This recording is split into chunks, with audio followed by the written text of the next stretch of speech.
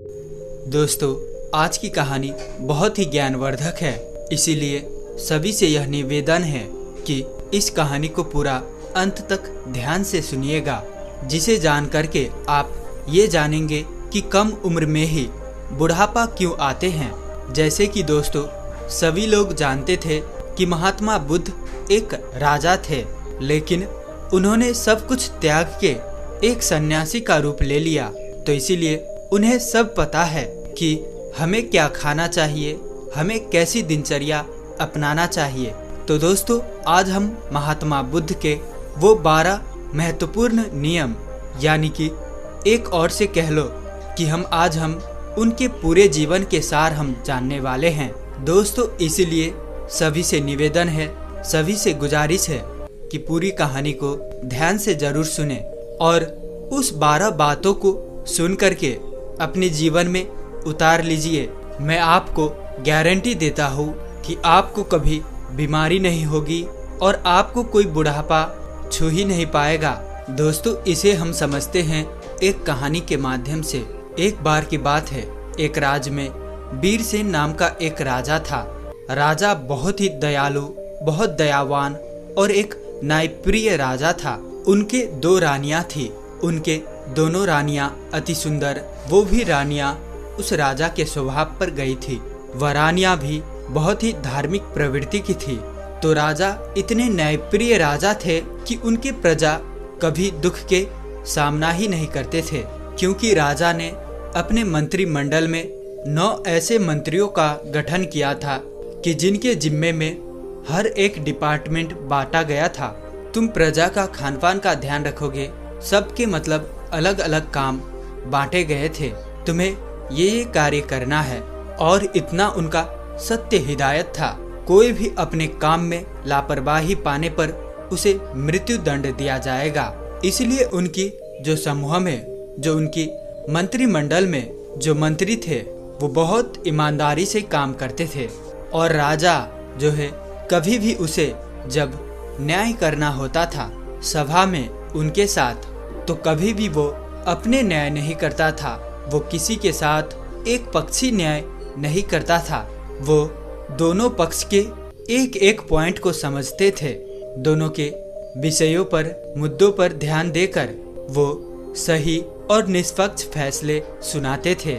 इस तरह से राजा के प्रजा के जो राज्य थे, उसमें सब प्रजा सुखी थे। अब राजा का एक नियम यह भी था कि हर हफ्ते एक सभा लगेगी। पूरे राज्य के जितने लोगों थे, उनकी एक सभा बुलाई जाती थी। किसके घर कितने अनाज हो रहा है, किसके घर खाने को नहीं है, उसे अनाज दिया जाता था। ऐसी एक प्रकार की व्यवस्था थी। तो उनके जो सभी जो है प्रजा थे, वो एकदम सुख जीवन में चल रही थी।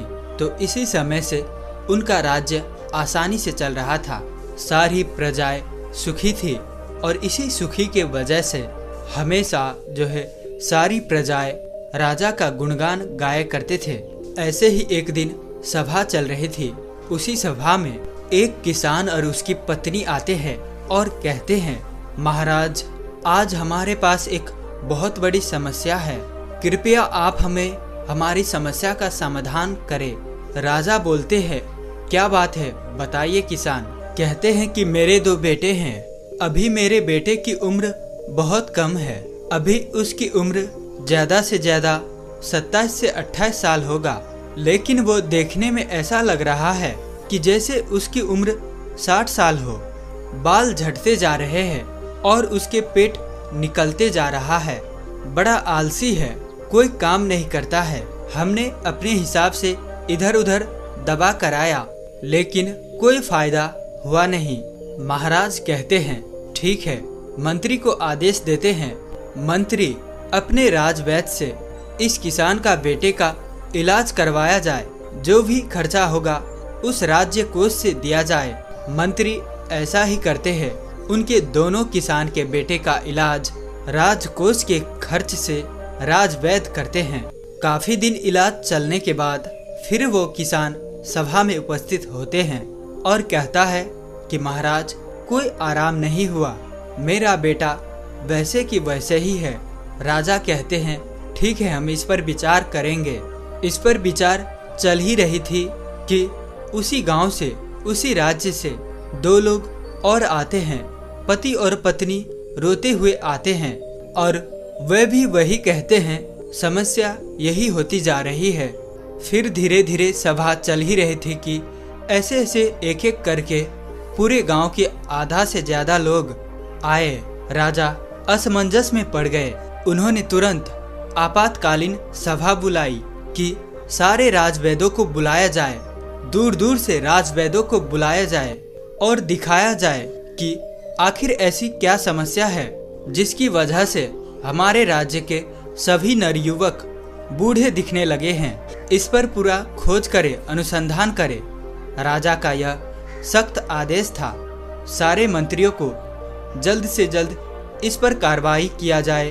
पूरे राज्य के छानबीन करके सबके घर के पता लगाया जाए कि इसका क्या कारण है।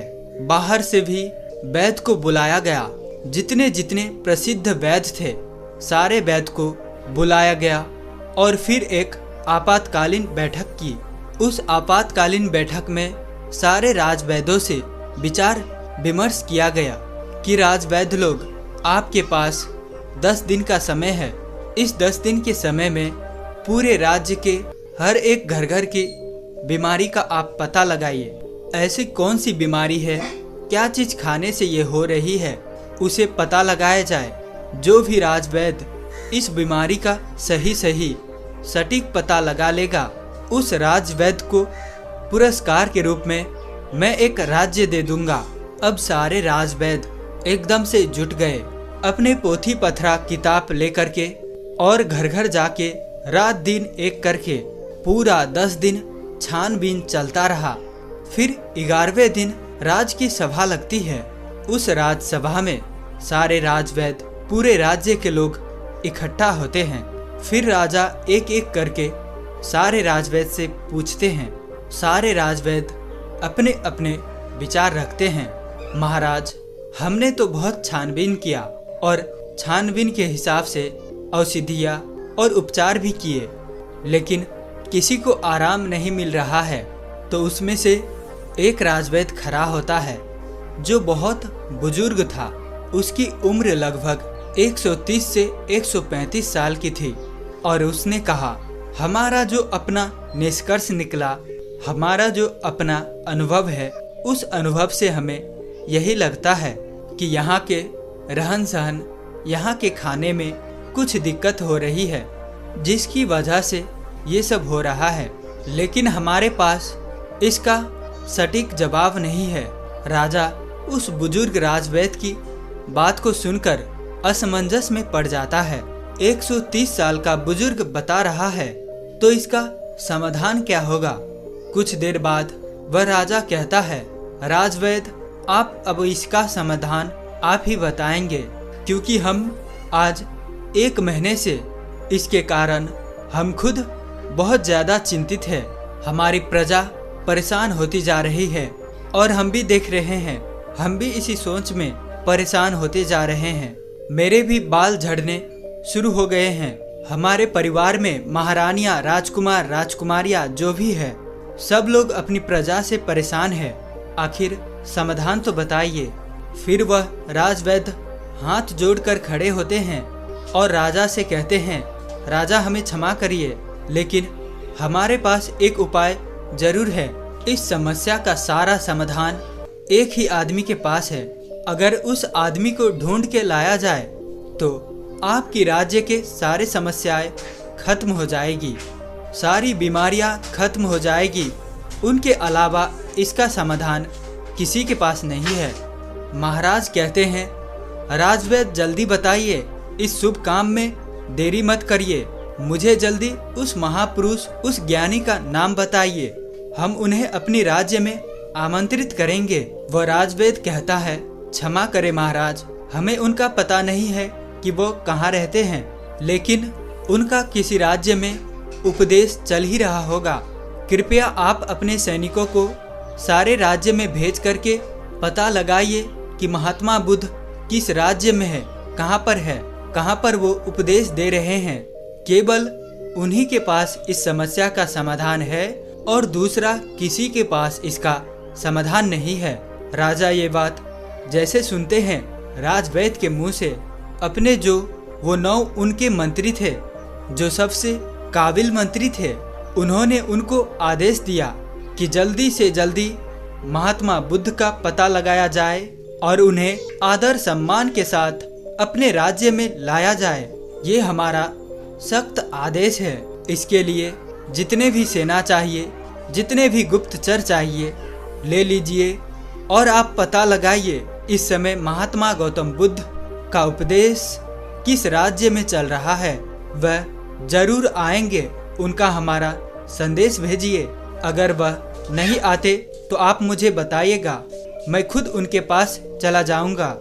अपने समस्या का निवारण लेकर सारे मंत्री तुरंत चारों दिशा में फैल जाते हैं और काफी अथक प्रयास करने के बाद, काफी मेहनत करने के बाद महात्मा बुद्ध का काफी दूर राज्य में पता चलता है कि वहां उपदेश दे रहे हैं।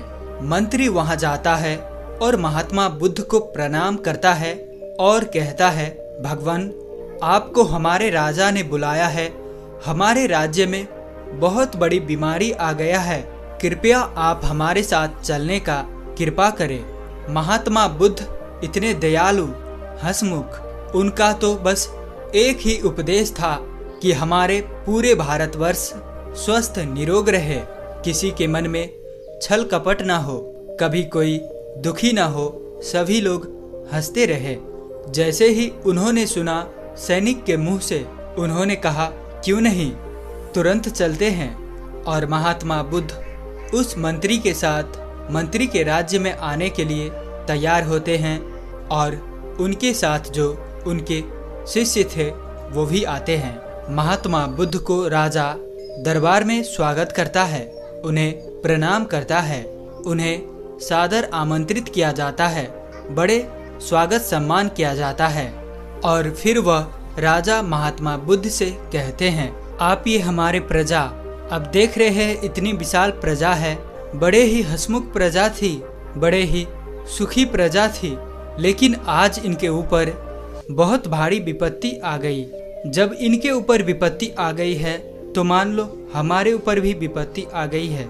ये प्रजा नहीं है, ये हमारे परिवार के सदस्य है। कृपया आप ही इन सब का समस्याओं का समाधान करें। महात्मा बुद्ध राजा की तो पहले ही प्रशंसा सुन चुके थे। राजा के सोच और विचार से महात्मा बुद्ध प्रभावित होकर महात्मा बुद्ध मुस्कुराते हैं और राजा से कहते हैं, क्यों नहीं, ये तो कुछ नहीं है, सब ठीक हो जाएगा, ये समस्या सब लोग अपने आप पाले हैं। ऐसी बातें सुनकर राजा मुस्कुराता है, इतनी बड़ी समस्या है और महात्मा बुद्ध कह रहे हैं कोई समस्या नहीं है। तो राजा कहते हैं, ठीक है गुरुवर, जैसे भी हो आप हमारे प्रजा को ठीक कर दे। महात्मा बुद्ध के सामने एक चेला खड़ा था। महात्मा बुद्ध उस चेले के तरफ इशारा करता है तो चेला कहता है, ठीक है राजा, कल से मैं रोज सुबह 4 बजे आपके राज्य में हमको एक ऐसा खुला स्थान दे दीजिए जहाँ पे आपके राज्य के सारे लोग एकत्रित हो सके, जहाँ खुला वातावरण हो, जहाँ प्राकृतिक धूप आती हो, जहाँ प्रकृति की सारे हवाएं आती हो, सुनहरा माहौल हो। वहाँ पे कल से हमारा 4 बजे से शुरू हो जाएगा लोगों को उपचार देना, लेकिन उससे पहले आप अपने राज्य में एक आदेश लागू कर दीजिए कि सब उस स्थान पे, आपके पूरे राज्य पे और आप खुद उस स्थान पर सभी लोग उपस्थित हो। सभी लोग को वहाँ से कल से ही उपदेश देना शुरू हो जाएगा और यह उपदेश 12 दिन तक चलेगा। 12 दिन करके एक एक उपदेश दिया जाएगा और 12वें दिन आपकी जो पूरी प्रजा है वह प्रजा स्वस्थ हो जाएगी। राजा शिष्य की मुंह से ये बात सुनकर बड़े खुश होते हैं। सिर्फ 12 दिन में राजा कहते हैं, ठीक है, जो भी खर्चा आएगा वो सारे हमारे राज्य कोष से दिया जाएगा। फिर वह शिष्य कहता है, कोई खर्चा